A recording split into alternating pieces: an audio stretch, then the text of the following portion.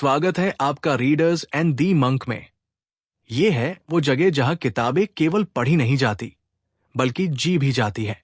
यहां हम आपके लिए लाते हैं जिंदगी बदलने वाली किताबों के ऑडियो समरी, जो आपको गहराई से सोचने, महसूस करने और अपने जीवन को बेहतर बनाने के लिए प्रेरित करें।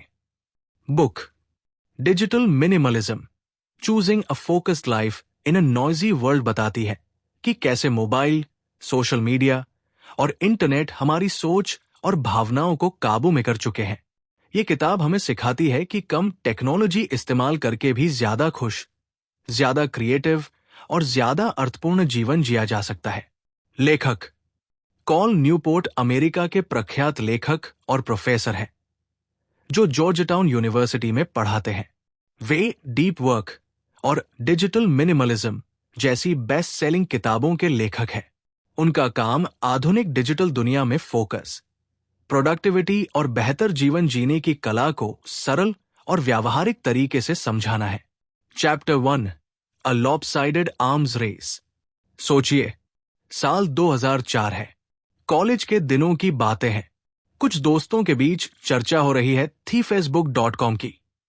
उस समय किसी ने सोचा भी नहीं था कि ये साधारण सी वेबसाइट हमारी पूरी जिंदगी की धड़कन बन जाएगी। ये तो बस नॉवल्टी थी, एक फन चीज जहां हम किसी का नाम देख सकते थे या तस्वीर। लेकिन धीरे धीरे ये छोटा सा प्रयोग हमारी आदतों का मालिक बन गया। यही कहानी है हमारी डिजिटल दुनिया की। हमने इसे अपनाया मजे के लिए, पर यह बन गया हमारी सोच और भावनाओं का मालिक। फिर आया साल 2007। स्टीव जॉब्स ने दुनिया को आईफोन से मिलवाया।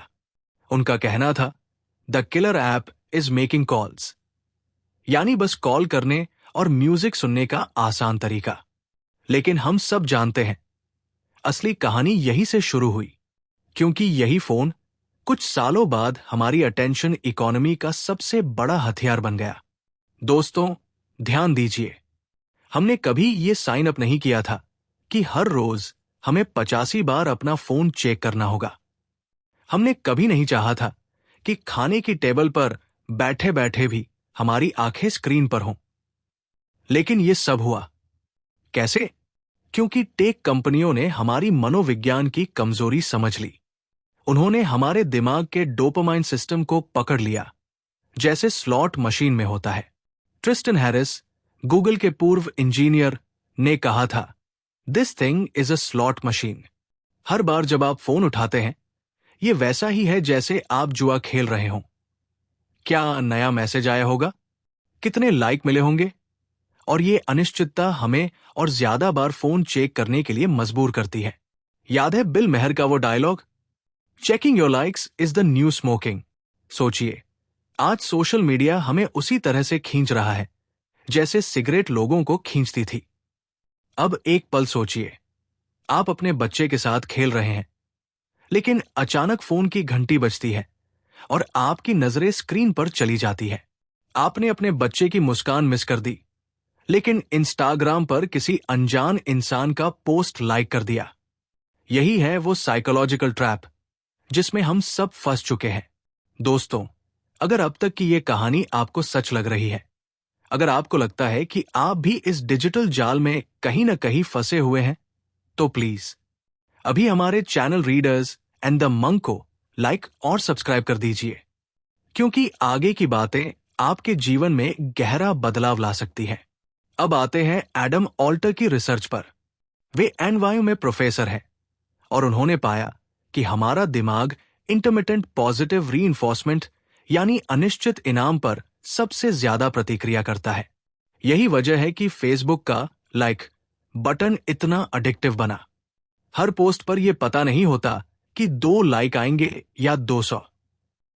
ये अनिश्चितता हमें बार बार स्क्रीन रिफ्रेश करने पर मजबूर करती है। इसी तरह दूसरा कारण है सोशल अप्रूवल, समाज से मान्यता। हम सबको अपने ट्राइब की जरूरत होती है, और अब ये ट्राइब फेसबुक, इंस्टाग्राम, स्नैपचैट के लाइक्स और कमेंट से परिभाषित होती है। किसी ने आपकी फोटो पर दिल बनाया तो आपको लगता है, हाँ, मैं इंपॉर्टेंट हूं। और अगर किसी ने न किया तो अंदर से बेचैनी बढ़ जाती है। कंपनियां जानती है कि यही सबसे बड़ी कमजोरी है, इसलिए उन्होंने टैगिंग, स्ट्रीक्स, नोटिफिकेशंस को इस तरह डिजाइन किया कि हमें लगे लोग हमें नोटिस कर रहे हैं।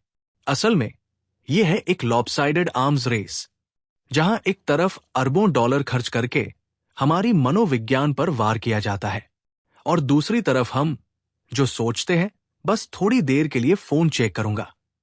पर नतीजा, हमारी ऑटोनॉमी यानी अपनी जिंदगी पर नियंत्रण धीरे धीरे हमारे हाथ से निकल रहा है। अध्याय का सार, हमने डिजिटल दुनिया को चॉइस समझकर अपनाया, पर असल में यह हमें धकेल कर एडिक्शन बना दी गई। इंटरमिटेंट रिवॉर्ड्स और सोशल अप्रूवल हमारी सबसे बड़ी कमजोरियां हैं, जिन्हें टेक कंपनियां एक्सप्लॉइट करती है। असली समस्या यूजफुलनेस नहीं है, बल्कि ऑटोनॉमी का खोना है। पहला सबक, अगर हमें अपने दिमाग और अपनी जिंदगी पर नियंत्रण चाहिए, तो हमें टेक्नोलॉजी के साथ अपने रिश्ते को नए तरीके से समझना होगा। Chapter 2, digital minimalism. कल्पना कीजिए, आप सुबह उठे हैं, हाथ में कॉफी का कप है और जेब में मोबाइल। पहली नजर व्हाट्सएप, फिर फेसबुक, फिर इंस्टा, ट्विटर, यूट्यूब नोटिफिकेशंस, और इसी बीच आपकी सुबह का सुनहरा समय निकल जाता है। कितनी अजीब बात है। हम सब मानते हैं कि ये ऐप्स हमारी जिंदगी को आसान बनाते हैं, लेकिन सच्चाई ये है कि अक्सर ये हमारी लाइफ एनर्जी चूस लेते हैं। छोटे छोटे हैक्स जैसे नोटिफिकेशंस बंद करना या डिजिटल डिटॉक्स संडे लंबे समय तक काम नहीं करते। क्यों? क्योंकि समस्या गहरी है। ये सिर्फ आदत नहीं, ये हमारी फिलॉसफी ऑफ लाइफ से जुड़ा सवाल है। इसीलिए कॉल न्यूपोर्ट कहते हैं, हमें एक नई सोच चाहिए, a new philosophy of technology use, और यही है डिजिटल मिनिमलिज्म। डिजिटल मिनिमलिज्म क्या है? कॉल न्यूपोर्ट इसे परिभाषित करते हैं, अ philosophy of technology use in which you focus your online time on a small number of carefully selected and optimized activities that strongly support things you value, and then happily miss out on everything else. यानी अपने जीवन की गहरी values को पहचानो, फिर उन्हीं values को सपोर्ट करने वाली डिजिटल टूल्स चुनो, और बाकी सब छोड़ दो। Minimalist versus maximalist. ज्यादातर लोग मैक्सिमलिस्ट होते हैं, मतलब कोई भी नई ऐप, नया फीचर, नया गैजेट आया और हम सोचते हैं कहीं कुछ मिस न हो जाए। पर डिजिटल मिनिमलिस्ट्स का नजरिया उल्टा होता है। वे कहते हैं, मैं जानबूझकर बहुत कुछ मिस करूंगा ताकि जरूरी चीजें बचा सकूं। याद रखिए, हर नया ऐप, हर नोटिफिकेशन, हर लाइक आपके दिमाग से समय और ऊर्जा चुराता है। मिनिमलिस्ट मानता है कि क्लटर इज कॉस्टली। जितनी ज्यादा चीजें जोड़ोगे उतना ही मन बंटेगा। टाइलर की लाइफ। कॉल न्यूपोर्ट ने एक शख्स टाइलर की कहानी साझा की। वो भी हम सबकी तरह सोशल मीडिया पर एक्टिव था, करियर, फ्रेंड्स और एंटरटेनमेंट के लिए। लेकिन जब उसने डिजिटल मिनिमलिज्म अपनाया तो उसने सब छोड़ दिया।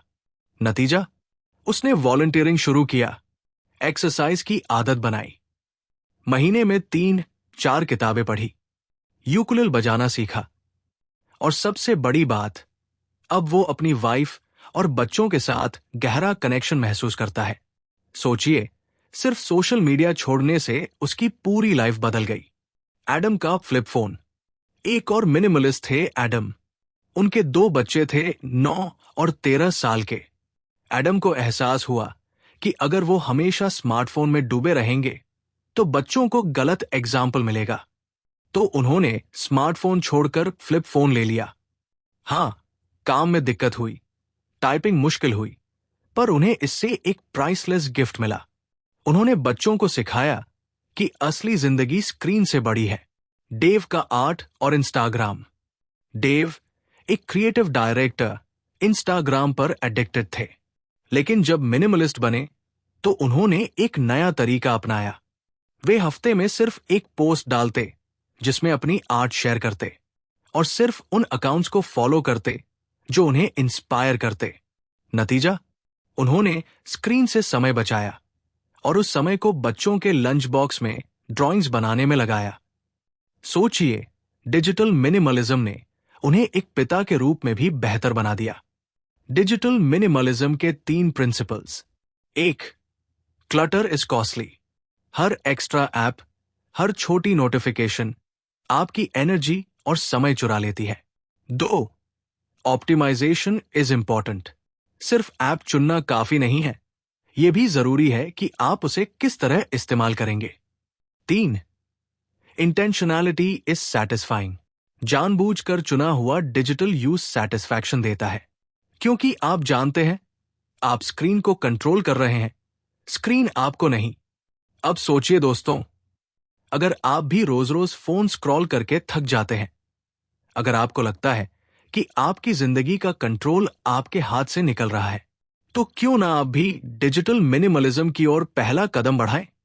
अध्याय का सार। डिजिटल मिनिमलिज्म सिखाता है कि टेक को ब्लाइंडली अडॉप्ट मत करो, बल्कि वैल्यूज बेस्ड चुनो।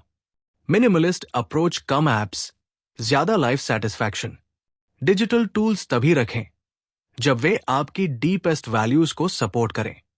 असली फ्रीडम है इंटेंशनली मिस आउट करना उन चीजों पर जो जिंदगी में वैल्यू नहीं जोड़ती। Chapter 3, the digital declutter. सोचिए, आप हर सुबह उठते हैं और पहला काम करते हैं फोन उठाना।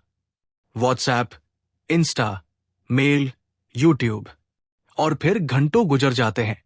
शाम को आपको गिल्ट होता है, आज का दिन भी फोन ने खा लिया। क्या आप जानते हैं, यही डिजिटल एडिक्शन है, और इसी से बाहर निकलने के लिए कॉल न्यूपोर्ट हमें देते हैं एक powerful process, digital declutter. Digital declutter क्या है? यह है 30 दिन का रीसेट प्रोग्राम। इसमें आप सभी ऑप्शनल डिजिटल एक्टिविटीज को रोक देते हैं, जैसे social media, games, online shopping, बिना वजह यूट्यूब स्क्रॉलिंग। लेकिन फर्क यह है, यह सिर्फ डिटॉक्स नहीं है, यह है जीवन का पुनर्निर्माण। आप ये नहीं सोचते मैंने क्या छोड़ा, बल्कि सोचते हैं मैं अपनी जिंदगी में वापस क्या जोड़ रहा हूं। 16,000 लोगों का एक्सपेरिमेंट। कॉल न्यूपोर्ट ने 2018 में यह एक्सपेरिमेंट किया। 16,000 लोगों ने डिजिटल डिक्लटर अपनाया। 30 दिन बाद उनके फीडबैक ने पूरी दुनिया को हिला दिया। लोगों ने कहा, मैंने दोबारा किताबें पढ़नी शुरू की। मैं हर हफ्ते फैमिली डिनर एंजॉय करता हूं। मैंने नया हॉबी सीखा। मेरी एंजाइटी कम हो गई। सोचिए, सिर्फ 30 दिन का पॉज और जिंदगी बदल गई। Identify optional tech. सबसे पहले तय करें कौन सी एप्स बटा सर्विसेज ऑप्शनल है। एग्जाम्पल, व्हाट्सएप ऑफिस वर्क के लिए जरूरी हो सकता है, पर इंस्टाग्राम स्क्रॉलिंग ऑप्शनल है। 2. 30 डेज ब्रेक। पूरे 30 दिन इन ऑप्शनल एक्टिविटीज से दूरी बनाइए। हाँ, शुरुआत में मुश्किल होगी, बॉर्डम, एंजाइटी, FOMO, पर यही असली डिटॉक्स है। 3. Rediscover real life. इन 30 दिनों में नई एक्टिविटीज ढूंढिए। किताबें पढ़ना, फैमिली और दोस्तों से मिलना, नया स्किल सीखना, nature walks, creative hobbies. 4. Add back selectively. 30 दिन बाद सिर्फ वही डिजिटल टूल्स वापस लाइए जो आपकी डीप वैल्यूज को जेन्युइनली सपोर्ट करें। बाकी सब हमेशा के लिए छोड़ दीजिए। Imagine this scene. आप पार्क में बैठे हैं, हाथ में किताब है, पेड़ की छाया है, और पास में बच्चे खेल रहे हैं। आपके पास फोन है, लेकिन आप उसे पॉकेट से निकालते ही नहीं। पहली बार आप महसूस करते हैं, मैं फ्री हूं। यह है डिजिटल डिक्लटर का असली जादू। Psychology behind declutter. मानव मस्तिष्क नॉवेल्टी का एडिक्ट है। हर नया नोटिफिकेशन डोपामाइन रिलीज करता है। जब आप 30 दिन तक खुद को इससे अलग रखते हैं, आपका दिमाग धीरे धीरे रीसेट होता है।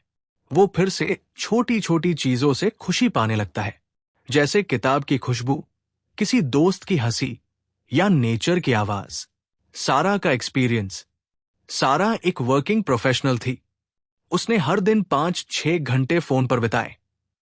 जब उसने डिक्लटर किया तो शुरू के दिनों में उसे बहुत बॉर्डम हुआ, लेकिन धीरे धीरे उसने निटिंग सीखी, जॉगिंग शुरू की और हर रात जर्नल लिखने लगी। 30 दिन बाद उसका कहना था, अब मैं खुद को ज्यादा क्रिएटिव, ज्यादा खुश और ज्यादा फ्री महसूस करती हूं। Practical tips for your declutter. 30 दिन के दौरान लिस्ट बनाइए उन एनालॉग एक्टिविटीज की जो आपको खुशी दें। बॉर्डम से डरिए मत, ये आपके दिमाग का हीलिंग प्रोसेस है। डिक्लटर को पनिशमेंट मत समझिए, इसे एक एक्सपेरिमेंट मानिए। दिन खत्म होने पर लिखिए, आज मैंने बिना फोन क्या नया अनुभव किया। अध्याय का सार। टेक एडिक्शन एक साइकोलॉजिकल लूप है जिसे तोड़ने के लिए जोरदार रीसेट जरूरी है। डिजिटल डिक्लटर 30 दिन की ब्रेक प्लस नए वैल्यूज बेस्ड हैबिट्स। असली फोकस ये नहीं कि क्या छोड़ना है, बल्कि ये है कि असली जिंदगी में क्या जोड़ना है। डिक्लटर आपको याद दिलाता है कि फोन सिर्फ टूल है, मास्टर नहीं। Chapter 4, spend time alone. सोचिए, एक व्यक्ति पहाड़ों पर अकेला बैठा है। हवा चल रही है, पत्तों की सरसराहट सुनाई दे रही है। उसके पास न कोई फोन है, न कोई स्क्रीन, बस वो है और उसके अपने विचार। अब आप सोचिए, क्या आप इस तरह अकेले रह सकते हैं, या फिर आपको तुरंत फोन निकालकर व्हाट्सएप चेक करने का मन होगा? यही है असली सवाल। क्या हम अकेले रहने की ताकत खो चुके हैं? अकेलेपन की ताकत। कॉल न्यूपोर्ट कहते हैं, solitude is not about physical isolation, it's about what happens in your mind. यानी अकेलापन सिर्फ किसी कमरे में अकेले होने का नाम नहीं है। अकेलापन वो समय है जब आपका दिमाग दूसरों के विचारों और स्क्रीन की आवाज से मुक्त होकर अपने आप से बातचीत करता है। हिस्ट्री हमें बताती है कि सभी महान विचार, गांधी, न्यूटन, थोरो सॉलिट्यूड में ही जन्मे। जब गांधी साबरमती आश्रम में अकेले टहलते थे, तभी उन्हें नॉन वायलेंस का रास्ता साफ दिखा। न्यूटन ने अकेलेपन में ग्रेविटी का सिद्धांत खोजा। लेकिन आज का इंसान अकेला नहीं रह पाता। लाइन में खड़े हों, मेट्रो में बैठे हों या रात को बेड पर लेटे हों, हाथ अपने आप फोन की तरफ बढ़ जाता है। हमने सॉलिट्यूड को स्क्रोलिंग से बदल दिया है। पर असली समस्या यह है कि जब आप कभी भी अपने साथ नहीं बैठते, तो आप खुद को समझ ही नहीं पाते। आपको यह भी नहीं पता चलता कि आपकी असली सोच और वैल्यूज क्या है। इमेजिन दिस, आप पहाड़ों पर नहीं, बल्कि अपने घर की बालकनी में बैठे हैं। एक कप चाय हाथ में है, पर जैसे ही माइंड थोड़ा खाली होता है, आप तुरंत इंस्टाग्राम खोल लेते हैं। सोचिए, आपका दिमाग कितनी बड़ी अपॉर्चुनिटी खो रहा है। वो अपॉर्चुनिटी खुद से मिलने की। Psychology of solitude. मनुष्य का दिमाग प्रोसेसिंग सिस्टम है। जैसे कंप्यूटर बैकग्राउंड में फाइल्स ऑर्गेनाइज करता है, वैसे ही दिमाग सॉलिट्यूड में एक्सपीरियंसेस को प्रोसेस करता है, आइडियाज को कनेक्ट करता है और नए इंसाइट्स पैदा करता है। अगर आप खुद को कभी अकेला समय नहीं देते, तो आपका दिमाग हमेशा पेंडिंग फाइल्स से भरा रहेगा। नतीजा एंजाइटी, स्ट्रेस और अंदर से खालीपन। अब्राहम लिंकन अमेरिका के राष्ट्रपति थे। सिविल वॉर के कठिन समय में भी वे अक्सर अकेले चलते फिरते थे। लोग कहते थे वो गहरी सोच में डूबे रहते थे। असल में यही सॉलिट्यूड उन्हें क्लैरिटी और करेज देता था। मॉडर्न लाइफ की समस्या। आजकल हम अकेले होने को वीकनेस मानते हैं। हम सोचते हैं बिजी रहना प्रोडक्टिव रहना। पर सच ये है कि अगर आप अपने माइंड को पॉज नहीं देते, तो आपका दिमाग क्रिएटिव और फोकस डिसीजंस नहीं ले सकता। कॉल न्यूपोर्ट इसे कहते हैं सॉलिट्यूड डेप्रिवेशन, यानी अकेलेपन से वंचित होना। और यही हमारी पीढ़ी की सबसे बड़ी बीमारी है। एक स्टूडेंट लाइब्रेरी में पढ़ने आया। पढ़ते पढ़ते थोड़ी बॉर्डम हुई। तुरंत उसने फोन उठाया और यूट्यूब खोल लिया। 5 मिनट की ब्रेक, और देखते देखते 1 घंटा निकल गया। अब सोचिए, अगर उसने फोन न उठाया होता और बस खिड़की के बाहर देखता, तो उसका दिमाग शायद एग्जाम के लिए कोई नया तरीका सोच लेता। दोस्तों, अगर आप भी महसूस करते हैं कि फोन ने आपको अकेले होने से दूर कर दिया है, तो आज ही एक छोटा एक्सपेरिमेंट कीजिए। हर दिन 20 मिनट अकेले रहिए। न कोई फोन, न कोई किताब, न कोई डिस्ट्रैक्शन, बस आप और आपके विचार। और अगर ये थॉट आपके दिल को छू रही है तो प्लीज हमारे channel readers and the monk को लाइक और सब्सक्राइब कर दीजिए, क्योंकि आगे हम इसी किताब से और लाइफ चेंजिंग इंसाइट्स लाने वाले हैं। Practical tips to reclaim solitude. 1. Phone free walks. रोज 15 से 20 मिनट बिना फोन के टहले। 2. Journal writing. अपने विचार लिखें, इससे दिमाग क्लियर होता है। 3. मेडिटेशन। बस 10 मिनट का साइलेंस भी माइंड को रीसेट करता है। 4. Digital boundaries. सोने से 1 घंटा पहले और सुबह उठते ही 1 घंटा फोन से दूरी रखें। अध्याय का सार। सॉलिट्यूड अपने दिमाग को सेल्फ कॉन्वर्जेशन और क्रिएटिविटी का मौका देना। मॉडर्न लाइफ ने हमें सॉलिट्यूड डेप्रिवेशन में धकेल दिया है। बिना अकेलेपन के क्लैरिटी और इनर पीस असंभव है। पहला कदम, हर दिन जानबूझकर फोन फ्री मोमेंट्स क्रिएट करना। Chapter 5, don't click like. सोचिए, आपने इंस्टाग्राम पर अपनी एक नई फोटो डाली। कुछ ही मिनटों में नोटिफिकेशंस आने लगते हैं। Looking good bro, wow, beautiful pic. आपके चेहरे पर मुस्कान आ जाती है। लेकिन ये खुशी कितनी देर टिकती है? शायद 10 मिनट, शायद 1 घंटा। फिर अंदर से खालीपन लौट आता है। यही है डिजिटल एज की सबसे बड़ी समस्या। हम कनेक्शन की तलाश में हैं, लेकिन मिल रहा है हमें सिर्फ digital illusion of friendship. Superficial connection बनाम रियल कनेक्शन। कॉल न्यूपोर्ट कहते हैं, लाइक्स और इमोजीज सच्ची ह्यूमन रिलेशनशिप की जगह कभी नहीं ले सकते।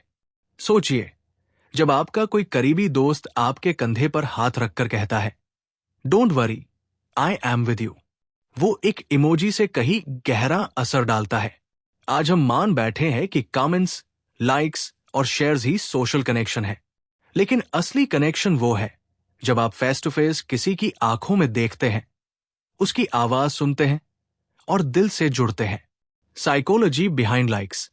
हमारा दिमाग सोशल अप्रूवल का एडिक्ट है। हर बार जब हमें कोई लाइक मिलता है, डोपामाइन रिलीज होता है। ये वही केमिकल है जो जुए की लत लगाने वाली स्लॉट मशीन्स में एक्टिवेट होता है। इसलिए सोशल मीडिया का लाइक बटन कोई इनोसेंट फीचर नहीं है। ये हमारी सबसे बड़ी कमजोरी को पकड़कर हमें स्क्रीन से बांधे रखने का हथियार है।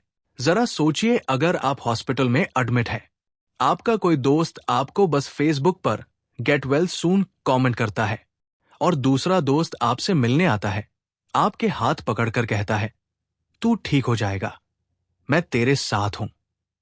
सोचिए, किसका असर आपके दिल पर ज्यादा होगा?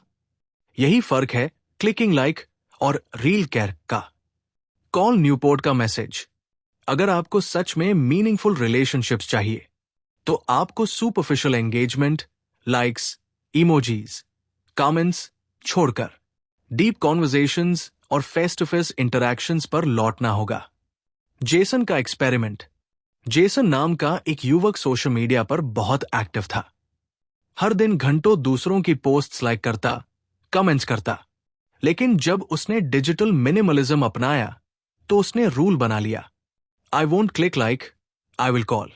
जब भी उसे किसी दोस्त की फोटो या अपडेट अच्छा लगता, वो उसे डायरेक्ट कॉल करता। धीरे धीरे उसके रिश्ते गहरे होने लगे। लोग कहते, तू अलग है, तू सच में केयर करता है। सोचिए, जेसन ने सुपरफिशियल क्लिक से निकलकर असली दोस्ती पाई। Practical steps to replace likes. 1. Call instead of comment. अगर दोस्त ने फोटो डाली, उसे कॉल कीजिए, बात कीजिए। 2. Meet in person. महीने में कम से कम 2-3 बार दोस्तों से फेस टू फेस मिलिए। 3. Right a message. एक थॉटफुल मैसेज लिखिए, सिर्फ इमोजी मत भेजिए। 4. Quality over quantity. 1000 superficial follower से अच्छा है 5 असली दोस्त। Psychology of deep connection. Research बताती है, डीप कॉन्वर्जेशन से हमारा स्ट्रेस कम होता है। फेस टू फेस इंटरैक्शन से ऑक्सीटोसिन रिलीज होता है, जो हमें खुशी और सुरक्षा का एहसास देता है। डिजिटल लाइक्स सिर्फ टेम्पररी हाई देते हैं, पर अंदर का लोनलीनेस बढ़ाते हैं। आप अपने पुराने दोस्त से मिलते हैं, दोनों कॉफी टेबल पर बैठे हैं, हंसी मजाक कर रहे हैं, पुरानी बातें याद कर रहे हैं। उस पल में कोई नोटिफिकेशन नहीं है, कोई इमोजी नहीं है, बस कनेक्शन है, दिल से दिल तक। यही है असली हैप्पीनेस, और यही है चैप्टर 5 का संदेश। अध्याय का सार। लाइक्स और इमोजीज सिर्फ सुपरफिशियल कनेक्शन है। असली रिश्ते फेस टू फेस इंटरैक्शन और डीप कॉन्वर्जेशन से बनते हैं। डोंट क्लिक लाइक मतलब है कि आप रिश्तों को सुपरफिशियल एंगेजमेंट से ऊपर उठाए। सच्चा हैप्पीनेस और बिलोंगिंग केवल रियल ह्यूमन कनेक्शन से आता है। Chapter 6 reclaim leisure. सोचिए, आपका दिन खत्म हुआ है, थोड़ी थकान है, थोड़ा खाली समय है। आप सोचते हैं चलो थोड़ा रिलैक्स करता हूं, और तुरंत ही फोन उठाकर इंस्टाग्राम खोल लेते हैं। धीरे धीरे स्क्रोलिंग शुरू होती है, रील्स बदलते रहते हैं, और पता ही नहीं चलता 1 घंटा निकल चुका है। आप उठते हैं और सोचते हैं ये समय मैंने बर्बाद कर दिया। यही है हमारी मॉडर्न लीजर क्राइसिस। हम खाली समय को क्वालिटी एक्टिविटीज में लगाने के बजाय स्क्रीन में खो देते हैं। असली प्रॉब्लम। कॉल न्यूपोर्ट कहते हैं, हाई क्वालिटी लीजर ही मीनिंगफुल लाइफ की नींव है। लेकिन आज की डिजिटल दुनिया ने हमारे लीजर को शैलो और पैसिव बना दिया है। हम स्क्रीन पर कंज्यूम तो बहुत करते हैं, लेकिन क्रिएट, कनेक्ट और कंट्रीब्यूट बहुत कम। Imagine this scene. जरा सोचिए, साल 1950 का जमाना है। लोग शाम को रेडियो सुनते, अखबार पढ़ते या परिवार के साथ बैठकर बातें करते। कई लोग बगीचे में काम करते, कुछ DIY प्रोजेक्ट्स करते।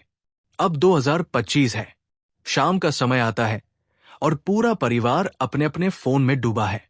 कमरे में साइलेंस है, पर असली कनेक्शन कहीं नहीं है। What is high quality leisure?